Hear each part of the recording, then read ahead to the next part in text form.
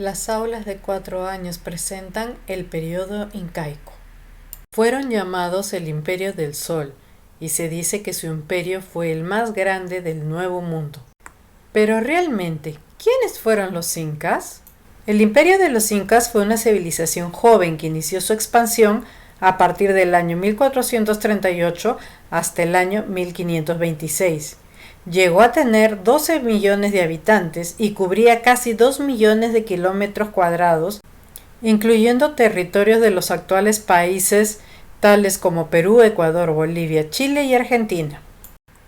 No tenían el concepto de imperio y le llamaban a su estado Tahuantinsuyo, que estaba dividido en 4 regiones cuya capital era el Cusco, que tenía como gobernante al Inca, quien era considerado descendiente directo del dios Inti o dios Sol.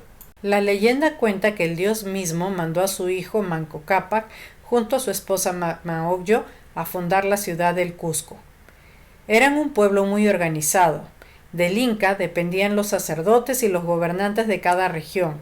Había una clase noble y la mayor parte del pueblo estaba formado por grupos de familias llamadas Ayllu, que tenían bajo su custodia extensiones de tierra y oficios especializados.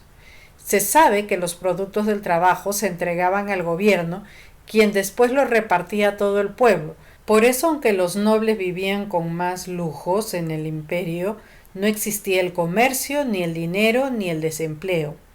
Cuando un joven llegaba a la edad adulta, debía servir en el ejército. Así se creó un ejército formidable.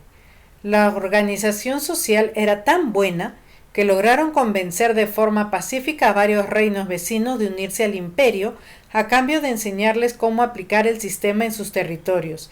Y para los que no se convencían, pues para eso estaba el ejército.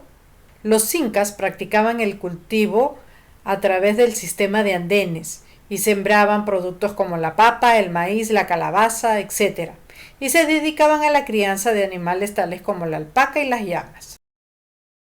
No trabajaban ni el acero ni el hierro. Eran expertos en los textiles, que usaban para tejer ropa, armaduras, barcas y cuentas. El oro lo usaban para adornar sus templos y realizar maravillosas artesanías. Las leyes que regían en el imperio incaico eran 3: no robes, no mientas, no seas perezoso. Conservaban las momias de sus gobernantes fallecidos y sus sucesores le tenían gran respeto y hasta le pedían consejo. Les gustaba adornar su cuerpo con joyas hechas en oro y plata, como por ejemplo los aros que se ponían en los lóbulos de las orejas. Aparentemente no tenían escritura, por lo que todo su conocimiento era transmitido por tradición oral, es decir, los padres le contaban la historia a sus hijos y estos a su vez a sus siguientes hijos. Lo que sí tenían eran los quipus, que eran unos hilos especiales que llevaban unos nudos y formaban un sistema complejo que le permitía llevar registros y cuentas. Por ahí se piensa que también a través de ellos se podía contar historias, pero eso era solo una teoría. Lo real es que estos quipus eran llevados por los mensajeros conocidos como chasquis, que corrían por todo el territorio del Tahuantinsuyo llevándolos como si fueran cartas. Los incas eran increíbles constructores, hicieron excelentes caminos para unir todo su imperio, como el camino real que unía las ciudades de Cusco con Quito. Como había constantes terremotos, sus edificios estaban hechos por piedras labradas que encajaban perfectamente, por lo que no es posible meter un cuchillo entre 2 piedras.